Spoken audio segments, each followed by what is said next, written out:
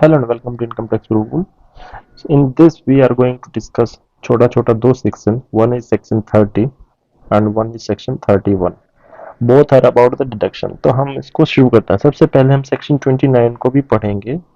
Section 29 क्या बोलते हैं ना बेटा कि कंप्यूटेशन कैसे करी जाए पीजीबीपी इनकम की, कैसी कंप्यूटेशन की जाए.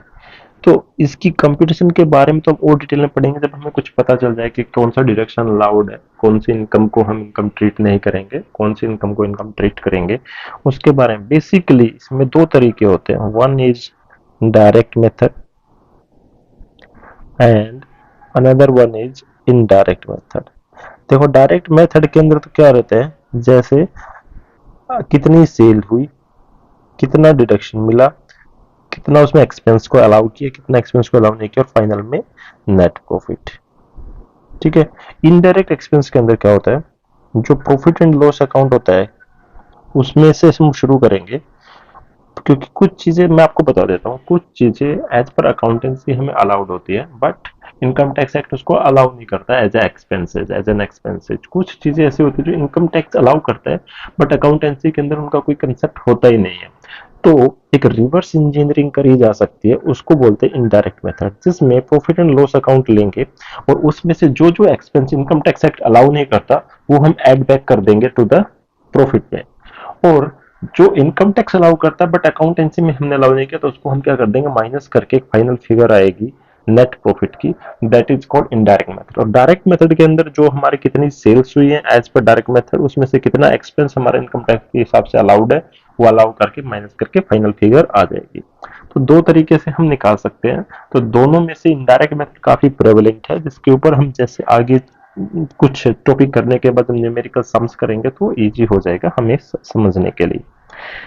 So according to the section 29, the profit and gain of any business or profession to be computed accordance with the provisions contained in section 30 to 43D. ठीक है. अब ये याद रखना जरूरी है, in addition to specific allowance and deduction 30 to 36 act के अंदर कुछ अलाउंस और भी एक्सपेंसेस जिनको डिडक्शन कर सकते हैं उसको बोलते हैं रेजिड्यूरी सेक्शन 37. अब देखो 30, 31, 32, 33, 34, 36 में पर्टिकुलर उन्होंने बता रखा है कि ये वाला एक्सपेंस आप अलाउ कर सकते हो, इसके अलावा आपको कोई एक्सपेंस अलाउ नहीं करे. अब उसमें से कोई भी एक्सपेंस कवर नहीं होगा तो उसके बाद एक रेजिड्यूरी सेक्शन बना दिया 37. उसके अंदर रेजिड्यूरी सेक्शन के अंदर ये बताया कि जो कहीं पे भी एक्सपेंस अलाउ नहीं किया वो यहाँ पे अलाउ करा जाएगा एज ए डिडक्शन, बट कुछ टर्म एंड कंडीशन रहेंगी वो फॉलो करनी पड़ेंगी. अगर वो सेटिस्फाई कर दी और बाकी के जो सेक्शन है 30 से 36 तक वहां पे अलाउएंस नहीं मिला, वहां पे कोई पर्टिकुलर मेंशन नहीं है. अब जो हम पढ़ने वाले 30 टू 36 उसके अंदर हर एक सेक्शन एक पर्टिकुलर टाइप के एक्सपेंस को ही अलाउ करता है एज ए डिडक्शन, माइनस करने को देता है, बाकी सब एक्सपेंस को माइनस करने को नहीं देता. इसलिए 37 के अंदर एक रेजिड्यूरी सेक्शन, इसलिए इसको रेजिड्यूरी सेक्शन बोला जाता है कि जब बाकी सेक्शंस आपको अलाउ नहीं करते और अपने कुछ टर्म एंड कंडीशन सेटिस्फाई करते हो तो 37 में अलाउ कर देंगे.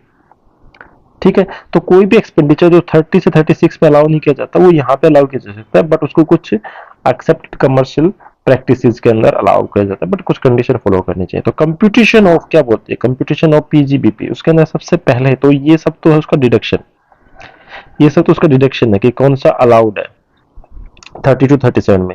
फिर कुछ अनअलाउड है, कुछ डिडक्शन जिनको अलाउ नहीं किया जा सकता.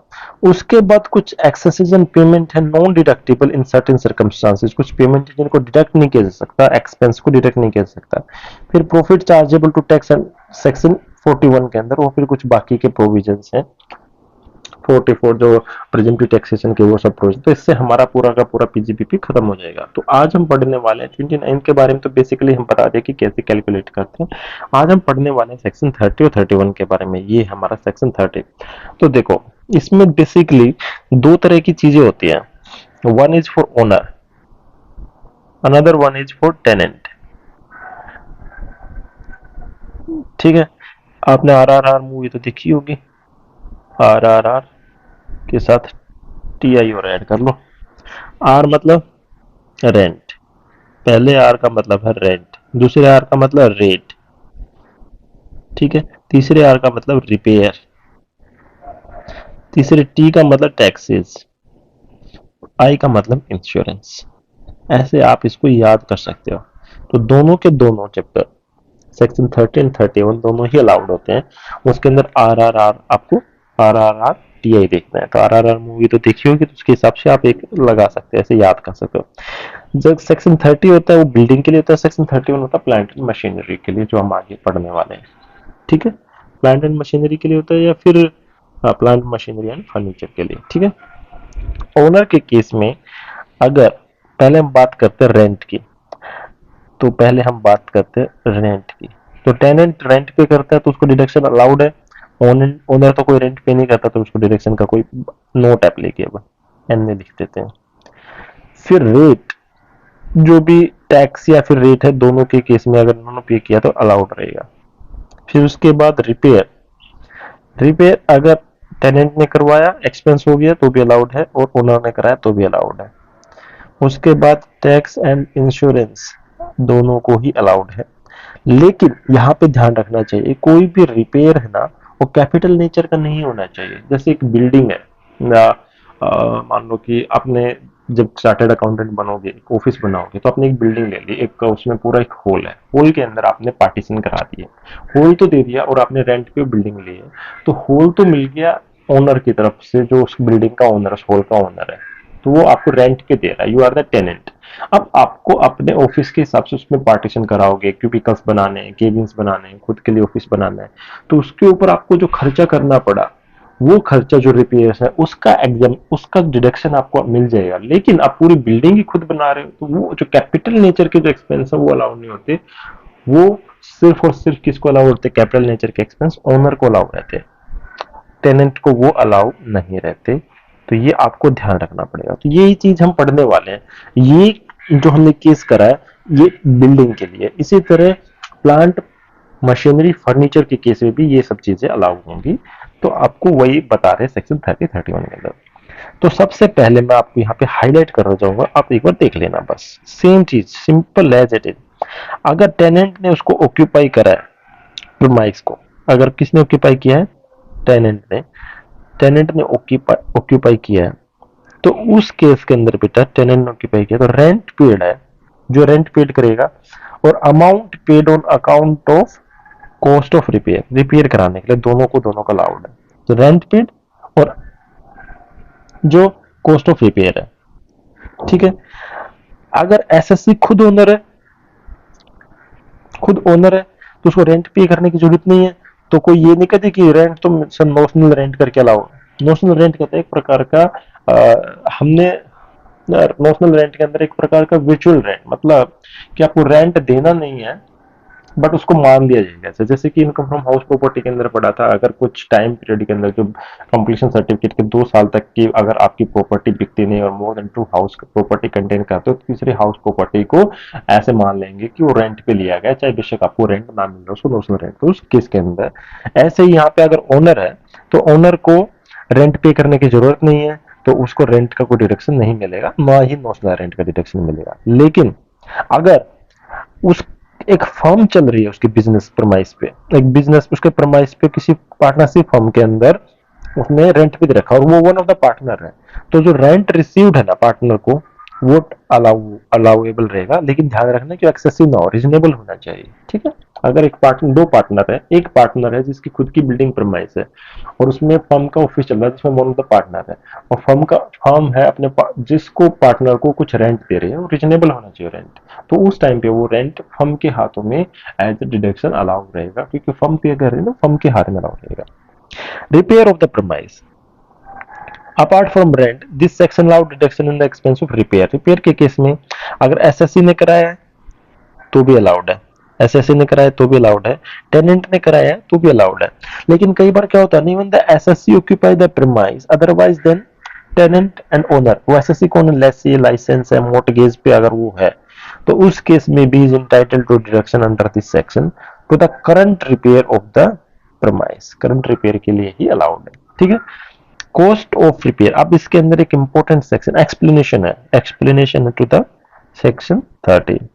वो जो मैंने आपको बताया था कि कैपिटल नेचर का कोई भी एक्सपेंस अलाउड नहीं रहेगा, capital nature not allowed as a deduction. ठीक है, cost of repair, current repair allowed है, लेकिन अदर देन कैपिटल नेचर वाले अलाउड नहीं है। ठीक है, बाकी के अदर एक्सपेंसेस जैसे land revenue, local rate, municipal taxes, insurance जो मैंने बताया था RRTI के अंदर, अगर वो प्रीमाइस बिजनेस और प्रोफेशन के लिए यूज किया है तो ये फॉरेन गवर्नमेंट ने भी लेवी करे ना तो भी अलाउड है।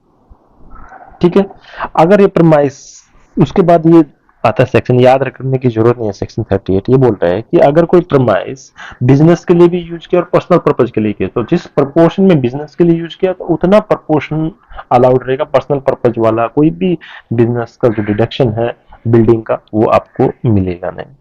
Only proportion part of the expenses attributable to that part of the premise used for the business will be allowed as deduction, otherwise उसको डिडक्शन अलाउड नहीं रहेगा। ठीक है, ये सिंपल, बहुत लॉजिकल है, इसमें कोई बड़ी बात है भी नहीं। इन द सेम वे हम बात करेंगे किसकी, repairs and insurance of machinery plant and furniture, that is section 31। तो सेम है इसके अंदर भी बेटा, section 31 allow deduction in this expense on current repair, insurance of machinery plant and furniture, machinery plant and computing the income from the PGV. तो इसके अंदर तीन चीजें आ गई, मशीनरी प्लांट फर्नीचर, तीनों के अंदर कोई भी करंट रिपेयर किया है तो एसएससी अलाउ रहेगा। अब उसके अंदर ये चीज जरूरी है कि यूसेज ऑफ द एसेट, अगर आपको डिडक्शन क्लेम करना है तो एसेट को यूज किया जाना चाहिए खुद के बिजनेस के लिए। ऐसा नहीं है कि आपका एसेट कोई और यूज कर रहा है और उस केस में आपको डिडक्शन मिल जाए। तो अगर एसेट खुद के बिजनेस पर्पज के लिए यूज कर रहा है तो assessee should be the beneficial owner of the asset. तो यहाँ पे इसका passive use as well as the active use है, दोनों के केस में इसको डिडक्शन मिल सकता है। तो इंश्योरेंस और repair charges of the asset which has been discarded, discard कर दिया एसएससी ने, उसका इंश्योरेंस भी है, रिपेयर चार्ज भी करा, लेकिन एसेट का यूज नहीं किया और उसको बिजनेस पर्पज के लिए यूज नहीं करा ड्यूरिंग द प्रीवियस ईयर, तो would not be allowed as deduction, वो डिडक्शन के लिए अलाउड नहीं होगा। डिडक्शन अलाउंस क्लेम करने के लिए the only thing is it should be use for the business purpose. Even if asset अगर प्रीवियस ईयर में फॉर द पार्ट थोड़े टाइम के लिए यूज किया है तो भी उसको फुल डिडक्शन मिलेगा, full amount of expenses on repair and insurance charge, not merely the amount of proportion. जैसे मान लो कि किसी ने आधा 2 महीने उस एसेट को यूज किया, बाकी 10 महीने यूज नहीं किया, 10 और 2 के प्रपोर्शन में उसको डिडक्शन नहीं मिलेगा, पूरा जो खर्चा उस पूरे साल के अंदर जो भी खर्चा हुआ पूरा का पूरा उसके अंदर डिडक्शन मिलेगा। सेम रिपेयर के अंदर रिप्लेसमेंट और रिकंस्ट्रक्शन नहीं आता है, तो रिपेयर इंक्लूड रिन्यूअल और renovation but not replacement and reconstruction, ये बात आपको ध्यान रखनी है। ठीक है, वही है, ओनली करंट रिपेयर ही अलाउड रहते हैं, बाकी arrear of repair for the earliers है इवन दो दे स्टिल में रैंक, इसके अंदर अलाउड नहीं रहेंगे अगर एरियर को, लेकिन 37 के अंदर उसको अलाउंस मिले। कुछ ऐसे सेक्शन, कुछ ऐसे अलाउंसेस रहेंगे, कुछ ऐसे एक्सपेंसेस रहेंगे जो यहाँ पे अलाउ नहीं रहते, किसी दूसरे चैप्टर में या किसी दूसरे सेक्शन के अंदर उसको अलाउंस अलाउ कर दिया जाता है।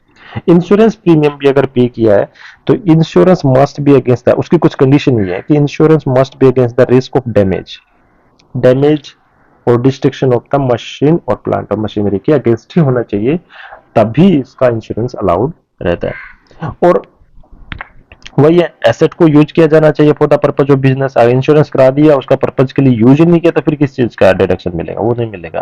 Premium should be actually paid, premium को पे किया होना चाहिए, ठीक है, then only you can get the deduction. उसके बाद करंट रिपेयर, वही फिर से सेक्शन 31 का इसने यहाँ पे भी मेंशन किया है कि current repair of capital nature not to be allowed, capital nature के करंट रिपेयर नहीं अलाउड रहेंगे। Machinery plant and furniture use partly for the business and partly for the other purpose, तो बिजनेस पर्पज के लिए जितना उसका expense हुआ उसके प्रपोर्शन ही आपको डिडक्शन मिलेगा, उसके अलावा डिडक्शन नहीं मिलेगा। होप करता हूँ 30 और 31 जो कि बहुत इजी से थे, आपको पता है, जहाँ पे आपको rent in the case of building और मशीनरी के केस में भी आपको एक्सपेंस अलाउ करने को मिलते हैं, वो माइनस करने को मिल जाते हैं। अगर किसी भी चीज के अंदर कितना आपने प्रॉफिट हासिल किया है तो ये देखना पड़ेगा कि कितना हमारा इनकम हुआ है, कितना हमारी रिसीट हुई है और उसमें से कितना एक्सपेंस माइनस एक्सपेंस हुआ है। तो एक्सपेंस में से कितना माइनस करना चाहिए वो एक्सपेंस बताने के लिए सेक्शन 30 से 37 माने जाते हैं। तो 30 से 36 के अंदर एक्सपेंस रहते हैं पर्टिकुलर स्पेसिफिक एक्सपेंसेस, जो एक एक्सपेंस के बारे में बताएगा कि ये एक्सपेंस अलाउड है इन कंडीशंस के अंदर और डिसअलाउड है इन कंडीशन के अंदर।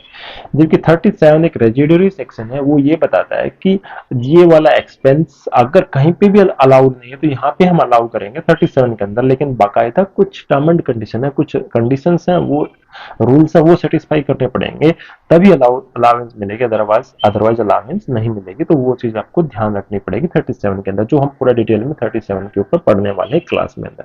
आज के चैप्टर के अंदर 30 और 31 ये हमने जो पढ़ा था उसके अंदर कैपिटल नेचर के तो अलाउड नहीं रहेंगे, कैपिटल नेचर का कोई भी एक्सपेंस अलाउड नहीं है, तो उसके ऊपर बेटा मिलता है डेप्रिसिएशन। कोई भी अलाउंस, जैसे आपने कोई मशीन खरीद ली, मशीन खरीद के उसके ऊपर पूरे का पूरा डिडक्शन नहीं मिलता, उसमें डेप्रिसिएशन मिलता है। जैसे 100 रुपए की मशीन खरीदे तो पहले साल आपको 10 रुपए का डिडक्शन मिलेगा, एक बार में डिडक्शन नहीं देते, बाद में फिर क्या रहता है कि कुछ और 10 रुपए का डिडक्शन दे देंगे अगले साल, फिर 10 रुपए का, फिर 10 रुपए, ऐसे कर करके धीरे धीरे धीरे धीरे धीरे करके आपको अपने P&L में से माइनस करने को देते हैं। इसलिए डेप्रिसिएशन का कंसेप्ट आता है, जो कि हमारा नेक्स्ट चैप्टर है, डेप्रिसिएशन वाला नेक्स्ट चैप्टर जो हम पढ़ेंगे। तो कैपिटल नेचर के जितने भी एक्सपेंस है यहाँ पे वो अलाउ नहीं होते, लेकिन यहाँ पे as a form of depreciation में अलाउ रहते हैं, जो यहाँ पे हम पढ़ने वाले हैं। ठीक है, बट आपको डेप्रिसिएशन का थोड़ा सा जिक्र चला तो मैं आपको एक थोड़ी सा इंट्रोडक्शन बता देता हूँ। कुछ एक बिजनेस टाइप ऐसे रहते हैं जहां पे गवर्नमेंट उनको हेल्प करने के लिए, जैसे मान लो कि पहले साल आपने बहुत सारी हैवी इनकम इन्वेस्टमेंट कर दी कैपिटल के अंदर, हैवी इन्वेस्टमेंट कर दी, लेकिन आपको डिडक्शन नहीं मिल रहा, उसका सिर्फ डेप्रिसिएशन मिल रहा है कुछ 10% 15%। तो डेप्रिसिएशन एक प्रकार का एक्सपेंस है, कम मिलेगा तो इनकम ज्यादा आएगी, लेकिन उसी साल में जहाँ पे ज्यादा इन्वेस्टमेंट करिए आपको कम टैक्स पे, आप सोचोगे कि मुझे कम टैक्स पे करने को मिले तो अच्छा है, ताकि मुझे कम टैक्स पे करना है तो पहले साल मैंने इतना सब खर्चा किया है, टैक्स मुझे अगर कम पे करने को मिला तो मेरी इनकम थोड़ी सी अच्छी हो जाएगी, जिससे मैं सर्वाइव कर सकता हूँ। लेकिन यहाँ पे तो आपको जितना भी कैपिटल में एक्सपेंडिचर किया है वो तो मिलता नहीं है, लेकिन कुछ बिजनेस ऐसे हैं जहाँ पे गवर्नमेंट उसको प्रमोट करती है और 100% डिडक्शन मिल जाता है in the first year only, पूरा का पूरा डिडक्शन मिल जाता है, डेप्रिसिएशन पूरा पूरा डेप्रिसिएशन ले लो। कुछ वो सेक्शन 35 AD के अंदर हम पूरा डिटेल में पढ़ेंगे। तो डेप्रिसिएशन इटसेल्फ जो आगे हम पढ़ने वाले डेप्रिसिएशन, वो ही लगभग इसका 20 से 25% का हिस्सा क्लेम करता है PGBP का। वो सबसे इंटरेस्टिंग पार्ट है। अगर आपको डेप्रिसिएशन समझ में आ गया, ये चीजें समझ में आ गई, तो फिर आप समझ जाओ कि बाकी की चीजें आपके लिए इजी हो जाएंगी। ये थोड़ा सा लंबा टॉपिक है, इसलिए जब मैंने पहले बता दिया, चीजें लंबी होती हैं, जो थोड़ा डिटेल में है, तो इसलिए थोड़ी सी मुश्किल हमें लगते हैं, बट ऐसी बात नहीं है। तो 1 by 1 करके हम डेप्रिसिएशन को पार्ट में तोड़ के हम पढ़ेंगे, ताकि हमारे लिए समझना इजी रहे। अगर आज के जो टॉपिक में कोई आपको प्रॉब्लम है, कोई दिक्कत है, तो आप प्लीज मुझे कमेंट सेक्शन में जरूर बताइए, और चैनल को सब्सक्राइब करना मत भूलिए। अपना ध्यान रखिए, टेक केयर।